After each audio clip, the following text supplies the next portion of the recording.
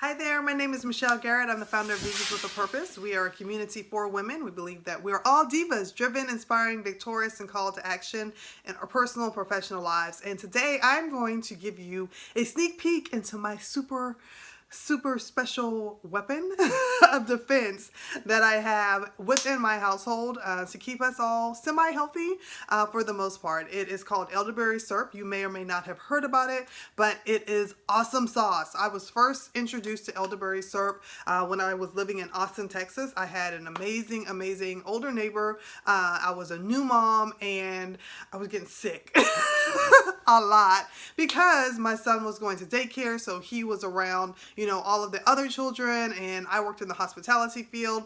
And so after giving birth, your body shifts and changes and does all kinds of things. And so I found myself getting sick a lot. And of course, I was then passing that on to my son. And so she was such a sweetheart. She let me know about her secret weapon, and it's become something that I have used ever since. And I realized that we are completely out in my household, and we are starting to get the sniffles and the ickies, and I use it with my daughter a lot more. My boys don't have to take it as much anymore because they don't really get as many sicknesses, but my daughter, she seems to she's kind of like her mama. She picks up on a lot of different things, and so it's really actually simple to make. It's just getting all of the different ingredients together. A lot of them I usually now have to just order online to make it easier, but of course elderberries. So I get dried elderberries. I just order these online. This is not what I normally use. So I think everybody else has found out about the secret,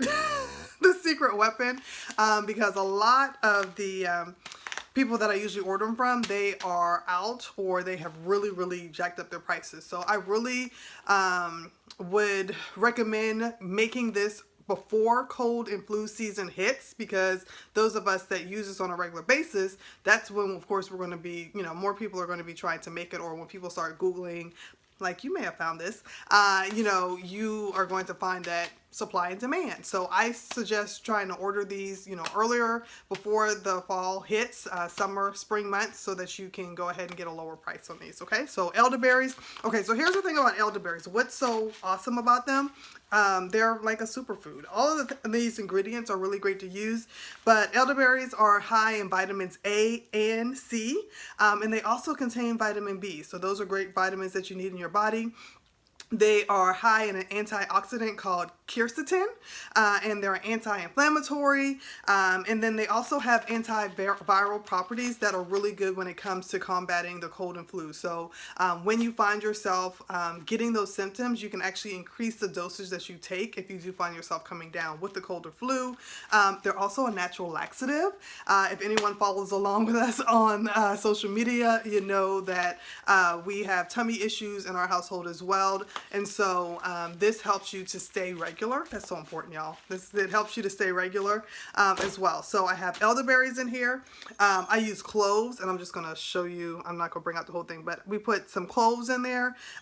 Cloves, they contain fiber, another good thing that help you move really good as well. They have vitamin C and K. They're also contains manganese, and it's high in antioxidants as well. What else do I put in here? Where's my stuff at? We use honey in it as well. So here's the thing. If you have young children, you do not want to give this to children under the age of 2 because honey is not safe for them. So you want to use this for your older children. Everyone in my household my daughter is now 7, so we're past that stage where we have to watch giving honey to her. Okay. I use half a cinnamon stick in the batch that I'm making. Depending on how much you use, you may want to use more. But number one, it's yummy. Like, who doesn't love cinnamon? And then it's also an antioxidant and anti-inflammatory. And then it helps your body to fight infections. So cinnamon is good for helping your body to fight infections. It also helps to repair tissue damage. Oh my gosh. So let me talk about this really quick. So what is an antioxidant? Am I the only one that you hear that word and you're like, well, what does that really do?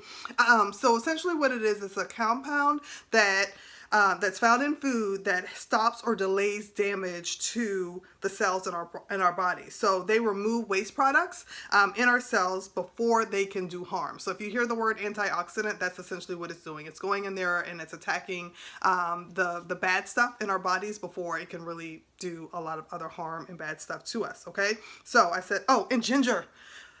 I absolutely love ginger, and so usually what I'll do is I'll just take like an inch or two of ginger, and then I will, you'll see that I'll go ahead and slice this up, and I will put that in there as well. And then I typically will use distilled or filtered water, not just normal tap water. If you are like, Michelle, I'm not going to the store to buy, water, what you can do is just get your water and you can boil it and then let it cool off, and then you'll be able to use it that way as well. I suggest doing that just to make sure that you're getting all of the gunk that may be coming through your piping system so that you can get all that stuff out of there. So those are the simple ingredients, and I'm going to show you really quick how I put it all together. All right?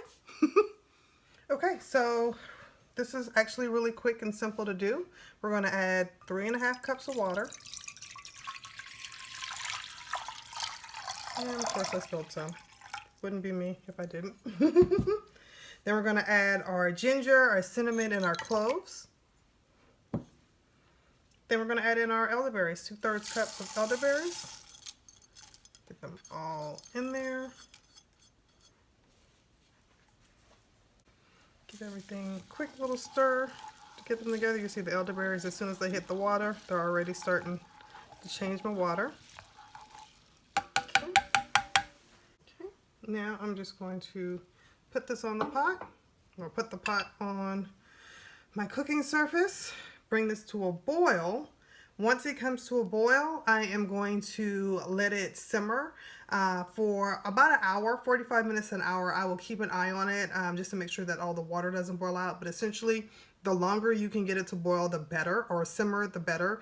Sometimes I've kept it in here as long as 2 hours. So we'll be back. All right, so I have let the elderberries simmer. I let the whole concoction simmer for about almost 2 hours now, and as you can see, I've started straining them. So I'm just going to take the pot and pour the liquid off of it, but I want to get my berries. Got most of that in there, so I want my berries in there as well, because what I'm going to do with my berries is I'm going to mash them to get more.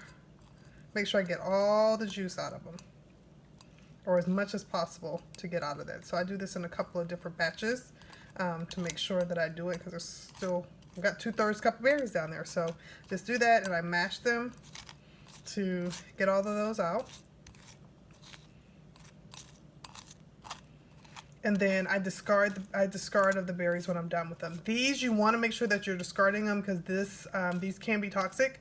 After they've dried up, you do not want your kids getting a hold of these and eating them. I've seen some people that have reused these in different things that they've made, but I don't. I just go ahead and discard them. Okay, this has sat and cooled off. I've let it sit for about 30-45 minutes just so it can cool off just a bit. And now I'm going to put about a cup of honey in there. And we're going to combine all of this nice and good. Scrape all that out.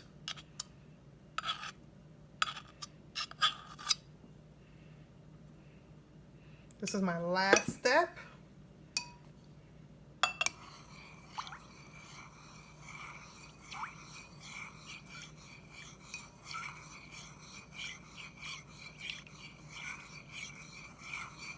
Okay. And I put it inside this container on purpose because it has a little spout here, so that'll make it easier for me to pour it into my container. So I'm just going to put it into a mason jar. Yeah, it feels like it's about all mixed up.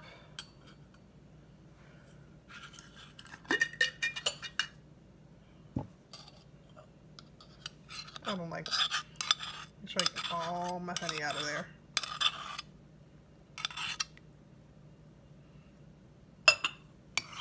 All the good stuff. And like I said, with the honey, you can do it to taste. You can do about anywhere from a half a cup to a cup of honey. You can put it inside here. Okay, and once I've got that all stirred and mixed together, there's my there, and then I'm just going to pour this in there. And this is probably going to fill up about 2 mason jars. So fill that up in there. Okay, this is my second jar.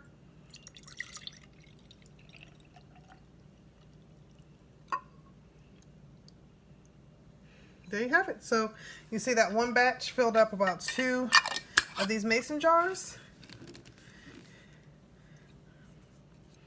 And there you have it.